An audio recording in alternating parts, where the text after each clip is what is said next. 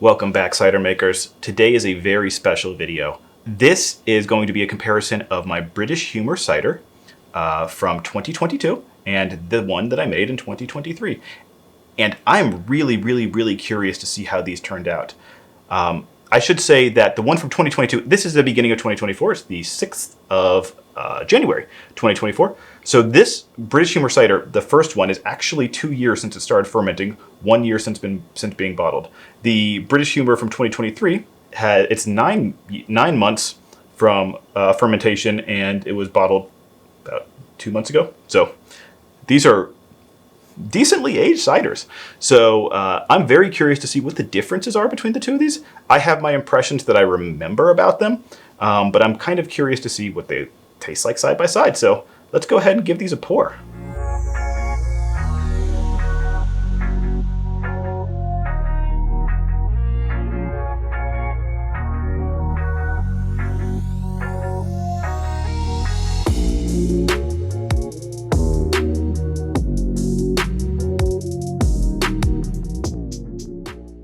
All right, you'll have to forgive me for the levels in this one. I actually just did a tasting video of this one, so my impressions of my 2023 edition are very clear.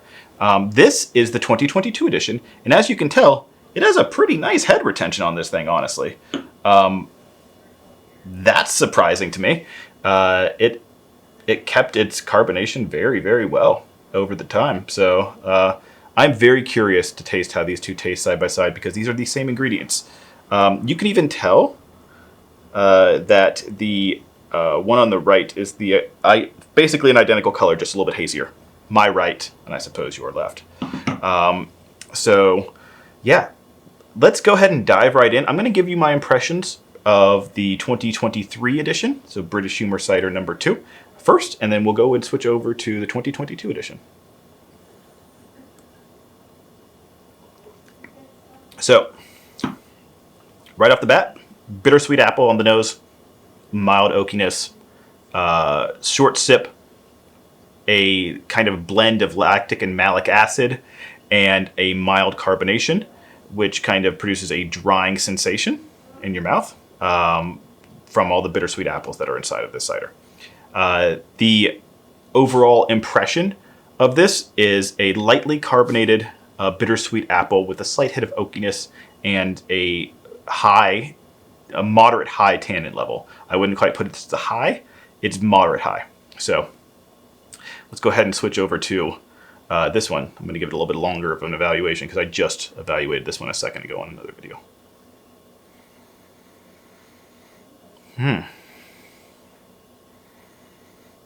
That's interesting. So on the nose, this one has a much more floral note, I would kind of say.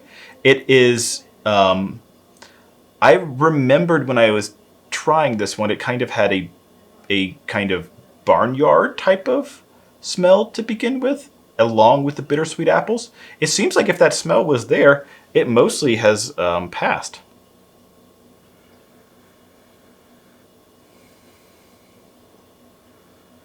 Yeah. The overall impression I'm getting on this is a kind of bittersweet.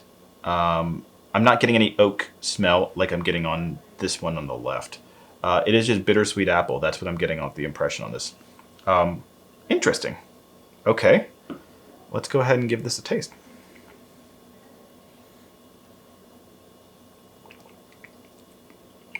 Oh, that is markedly different. That is weird. Okay. So this one on the right, and I liked this one when I tried it, is objectively worse than this one. The only thing that this has better for it is carbonation. So I'll kind of give you breakdown why I'm saying that. The first thing is the first note that you get on this is just pure bitterness. And not in like a bittersweet apple presence. It is a weird bitterness. I would describe the bitterness of this kind of more towards a tea bag bitterness. More towards that kind of black tea type bitterness and not an apple bitterness. And I want to make a very big distinction on that, because while the one on the left is less bitter, it is less tannic than the one on the right. The one on the left has a more balanced tannin. So sometimes not going all the way, putting all the levers towards one direction makes sense. Furthermore, the one on the right, there is basically no malic acid character on this. It is just pure lactic and carbonic acid. I am having a hard time. Even though this went through malo-lactic fermentation, which does strip anywhere between half to more than half of the malic acid out of the cider, there should be some malic acid character in it. And it is not present. So let me go ahead and give this another taste.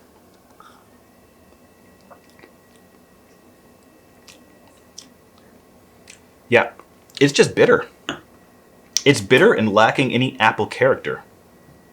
The apple character is on the nose, and you do get that presence through the nose. But boy, you are missing the apple character on that. That is surprising. This one has a much better nose, too. You can smell the bittersweet apples and the kind of acid just coming off the top of it. I know you like, can you smell acid? But I'm pretty sure you can pick out what malic acid smells like inside a cider. Like, it's notable. Yeah, that just has a better nose.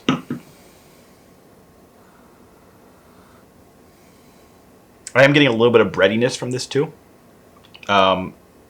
It's interesting. Okay, let's go ahead and give it a longer taste.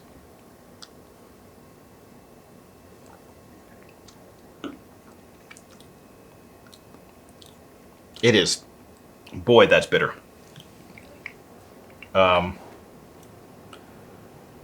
Yeah. That's really strange.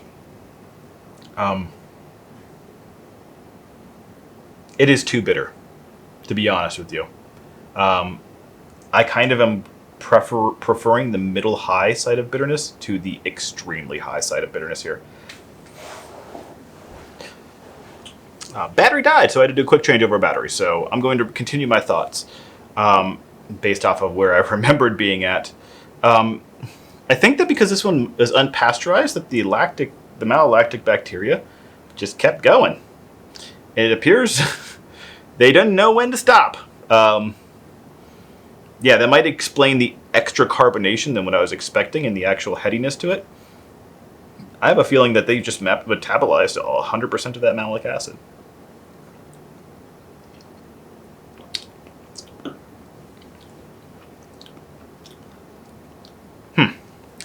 I'm also getting a little bit of butteriness to it. Kind of a slight, like, oily presence to it. I think that is going to be contributed to diacetyl in this instance. Diacetyl typically is unwanted inside pretty much anything. There are some beer styles that try and produce diacetyl, but in cider, we don't like diacetyl. That's interesting. Yeah. I don't know where that would come from. Might have to take a look at the malo-lactic bacteria and see if they produce diacetyl. It's weird. Obviously, there's a clarity difference between the two of these as well. And I think that clarity difference might be indicative of very small microbial life. And that microbial life in the case, is, in my opinion, is probably malo-lactic bacteria. It's good. It's still good. Like, these two are just very different ciders, which is incredible considering the similarity of the recipes. I actually believe that I started off saying that this was the same recipe. I think I used a different variety of juice for half of the juice for this one and added more malic acid than this one because I wanted to keep that sharp character to it. But yeah, I am so surprised by the differences between these two. They both have their merits. My left, your right is just a better cider, in my opinion. You can use a lot more carbonation, and I think that if it had the carbonation level of the one on my right, your left, it would have been probably just an outstanding cider as well. A objectively better cider than it is currently. So, I think that's going to be it for my evaluation today. I really enjoyed this little this little tasting. I'd love to see what things taste like over time. It's wonderful to kind of just let things age, see how they evolve over time. There's this common thing that time heals all brews. Not necessarily true. It changes things. And whether or not that change is what you want or not, that is the question that you need to answer. So yeah, go ahead and give either one of these recipes a try. I think you'll be pretty shocked by how different they are if you do them side by side.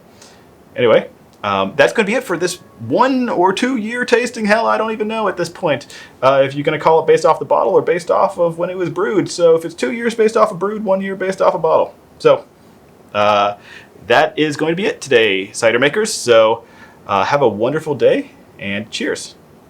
Happy cidering.